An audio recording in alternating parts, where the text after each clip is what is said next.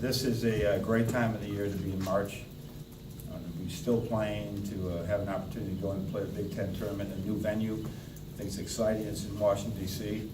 I think that's a great idea by our league to move it around and put us in different places like this, but especially Washington, D.C. with so much history there. I think a lot of fans that do travel will really love the environment.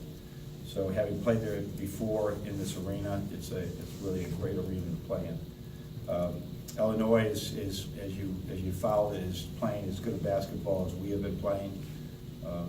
It's in the last their last 5 games compared to their first 13. They're stealing the ball 2 or 3 times more a game. They're making 3 more threes a game. Their defensive field goal percentage is gone way down. So they're really playing good basketball when they need to, and it's really resulted in, I mean, they almost finished the season, five in a row.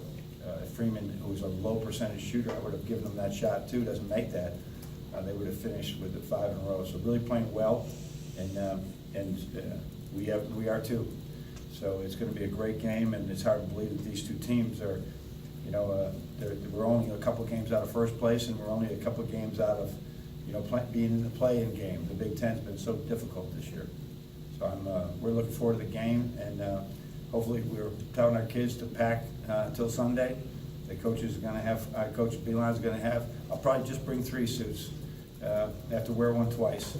Only so much you can bring, but I'm going to make sure that we're packed with the idea that we want to stay there and try to win a Big Ten championship.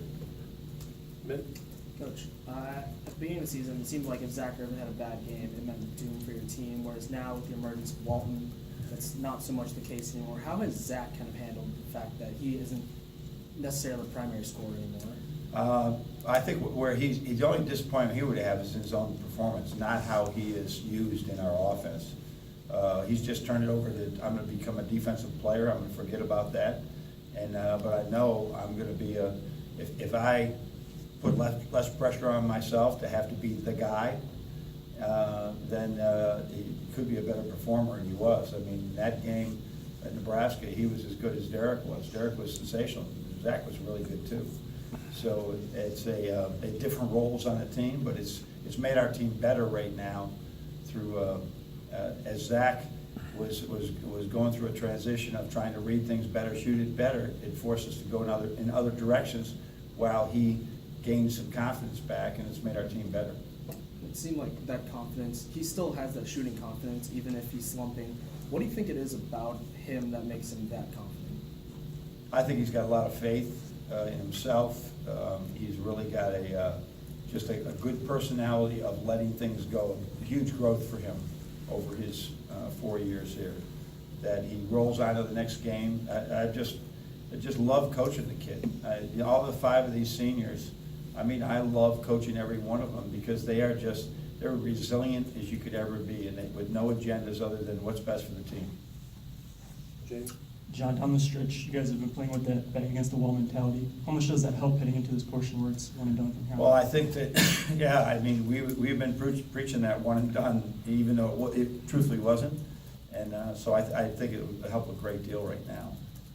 This is, I think everybody, what we're trying to sell to them is the magic that can happen in a run, whether it's in your tournament, whether it's in your postseason. That it's just magical. It's the best feeling. There's something about the spring air, and that the end of the season is near, but you're playing good basketball. The coffee tastes better. You're more excited about getting up in the morning. You're more excited to see your teammates. It's a special time. March can be when you're still playing. And you mentioned the parity within the Big Ten throughout this season, where any team can beat anyone throughout the season. I mean, do you guys feel like you have just as much chance as anyone else heading into this tournament? I think this one is going to be wide open. Obviously, we got some teams that are really good that are playing good basketball, but defensively, offensively, anybody can get things going. As you can see what both us and Illinois have done, and Iowa now too. Watching Iowa early in the year, I said they got some young kids here that can really play, and they're showing that. So it's going to be really interesting to see what teams play well or what teams give in to especially the teams that are already in the Big Ten, will probably feel they're in the NCAA tournament. You know, where the fight is for them with the teams that are just like right now, they know they just got to keep winning because they can't control what the committee does. Brandon? This is now the third time you guys will be facing Illinois, and the first two games were kind of very much Yeah. opposites, and Yeah. how they kind of went. What's sort of the difficulties in preparing to take on a team for a third time, especially one with Illinois, where you have those two games where kind of anything could have happened between the two of them? I think that my preference would be that they had beat us twice, probably, but then maybe we would be playing in this game. The next one would be that we at least split with them. And then, obviously, if you beat a team two times, that's really hard because you just don't have that same type of mindset. I don't care what you do with people. So, but the fact that we've played them twice, we know each other a little bit better, that we should be able to, and it goes both ways. They'll know what we're doing. We both have evolved.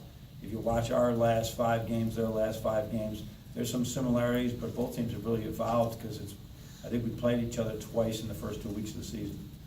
So it's whoever makes shots and defends the best going to win. John? What changes, if anything, in the approach of keeping guys fresh in a situation where you're hoping to play 4 games in 4 days? With the change from this week would be last week, we went really light after the we took a day off, we went really light after the Northwestern game, and then went really hard the day before the game, knowing that we were going to have Monday off. So then now would be the flip of that. Today we're going to go hard, tomorrow we'll go light, knowing the possibility we could play 4 games in a row. Chris? How much of the defensive improvement do you think has been finding the sweet spot between your approach and maybe Billy's approach, would you say? I hadn't thought of it that way, but that's probably pretty, that we've merged to try and understand what I prefer or what I think has worked over time. I think it's more important that the kids really, if you look at our first 9-game stats, especially 3 points given up, 3-pointers, and the last 9 games, it's night and day. For not night and day, but it's a considerable difference in our percentages. But in particular, the number of 3-pointers allowed, the number of 3-pointers given up. We weren't like approaching, we're trying not to make mistakes on defense. And we weren't creating turnovers the way we can create turnovers, so. But I would say Billy's just been terrific, that's what I can say. And I know some things in defense that I didn't invent, that you have to be able to do every day, just putting it all together. You can have the greatest scheme in the world, but if you're not working on shuffles every day and moving your feet, the scheme doesn't work if the kids can't move their feet. So we sort of blended the fundamentals that I know about it with his ideas, the angles, etc. And then will you get a chance to watch Val Jordan's team play tonight? I watched that tonight, yeah, 9:30 last night. I kept track of it on my phone a little bit, but I don't know what's happened to me over time. I do not sleep at all after wins or losses, so I did not sleep much after that game. So I conked out and called it a night, and I said, get to the championship game, Val, because then I'll watch it tonight. But I look forward to seeing it tonight. That would be a tremendous, tremendous thing. I did text him before he started. My only advice was don't go into this trying to win a game, go in trying to win the championship, because you just don't know what can happen in these scenarios, and it's certainly what's happened right now. Over here with Zach. Third time is obviously a different element, but your team has done better the second time you played a team every time this season. Is that a testament to maybe how they, I guess, progress, in the film room and learn and their experience? No, we got really good kids, and I think that they learn the hard way sort of derogatory. It's not that, it's experience is a better teacher to them. And, as coaches, you can advise them strongly, you can just try and do everything you can to have them see reality as you've seen it as a coach over time. But they have to experience it to realize what a Big Ten road environment is like.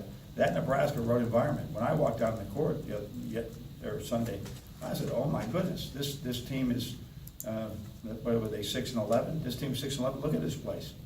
And it was a tremendous environment, but our kids, yet the first time we went to Iowa, maybe we weren't quite as good. The first time we went to Illinois, we weren't quite as good. The experience I think it toughens them up.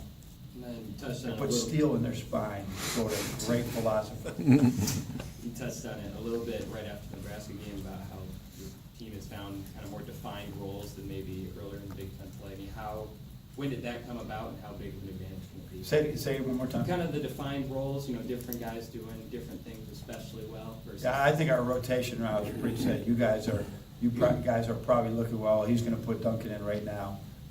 Now is when Mark goes in, and now is when Xavier goes in. And they really understand their roles right now.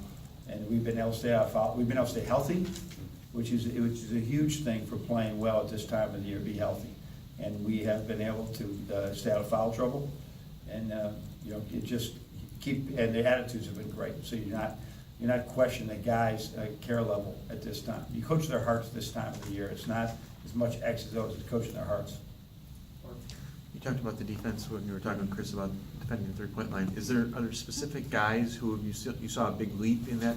Yeah, you guys saw it. I mean, we'd go out and a guy would be a shooter, and we'd go out and almost get there, but we wouldn't run him off the line, or we would just close out short with everything we have, but close out short and think that was a contest. And we had to move them up a little bit more, but also understanding when to give help. Sometimes you give it too much help, and understanding how to do that. And Billy's got some different ideas there that have really been helpful to us. So I think that's been a big part of it. Which guys? I also think more of our pressure has helped. But the traditional areas you have problems there is at the 4 end, when they have a shooting 4. That's the biggest issue. And so our 4 men, your bigger guys who have not usually had to chase around some 3-point shooter, right? And so DJ Duncan, with guys, as time went on, they were getting caught just with, especially if you switch any screens, I got a different guy. So they've really improved in that area, and they've worked really hard at it. Chuck, when did you learn the don't go in trying to win a game lesson as a coach? And how does it You're talking about in a tournament. like you were talking about without.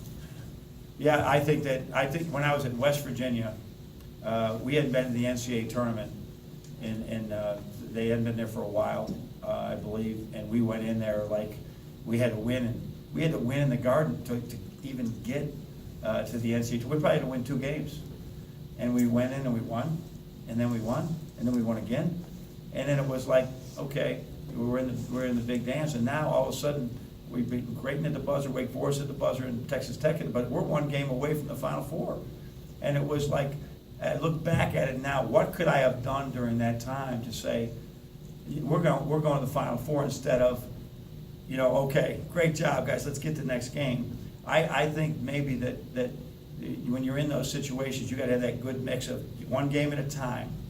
But man, you can never, even in your mind, relax and take anything but going after it all. And so you're getting different stages. But I think that series of events taught me that anything could happen. Where we were just trying to make the NCAA tournament, and the next thing you know, we're ahead 16 points on Louisville in the first half and don't go to the Final Four. But I mean, it was a great testimony of kids playing. So you just learn to realize if you believe, anything can happen. So you got to have that in your mindset as you approach that thing. So you're always prepared for the next game. What do you think Derek knows now that he didn't know as a freshman going into this tournament? But his freshman year, it was just like he was, we had so many good pieces around him at that time. He was a freshman that had to play because Trey had gone pro, and he was just ready. He had Spike behind him. So it was sort of, all right, I just got to listen to everybody else and do what they want me to, what the coaches, what the players need me to do. But then when all of a sudden, through the injuries to the pros, through graduation, he's standing out there and now he's the advisor. And that wasn't as necessarily comfortable for him earlier. But right now, I mean, we're not fighting. We're working together to find out what offenses and defense we should be doing in the middle of a game, because he's got his own ideas. As I said this morning, the player-led team is much better than the coach-led team at this time of the year. And he is leading this team, and I'm really comfortable with it. So I think he's learned a lot about himself, that he has another level of communication and leadership that I don't know he was as comfortable with as a freshman. So when you have seniors this time of year, how much more comfortable does that make you feel? Oh, yeah, to have seniors is really good, and that's good. Even when Mark didn't out it, you know, there's some times this year where Mark's went out there and he hasn't been necessarily at his best. And he went out in that game and just, as a grinder extraordinaire, knocked down a three. Now, every day he makes 53s here, almost every day before he leaves practice. It's just a thing that we have him do. Just knowing that is still a strength with him because he doesn't get many reps. And so he just popped off the one and knocked it in. So when you have guys that are, see what he's doing, he's calling a play to me right now. When you have guys that just are, know their roles and have grown in their roles and accept them, it's big, like Zach has done, accepting this, that his best buddy is also a really good player. And that he always sees Zach, but we want Derek to be more offensive minded. And I think Zach really enjoys seeing his roommate do so well. Brandon? Two for you. First on the defense, how much of it has been extending the defense, picking up earlier when they cross half court, and just effort? I think the effort would be number one, that our guys really have understand there's this, just like in running a fast break. A guy runs a fast break, he thinks he's running. But when he really sprints, like Muhammad has been doing lately, it's only this much difference. But that difference means whether you get a layup or not. And so the same thing defensively. It could be just this much difference of whether you challenge the shot from here. And it could be the difference of impacting that shot. I don't think you've ever seen our teams play like dogs and play a negative dog, play like slow and listless and I don't care. But there's a certain level of what would be the right word of it? I don't be lost for words much, but that is one. Of urgency. That I got to get there. I just got to get there. And I'm going to make this happen for my team that has really been a big difference right now.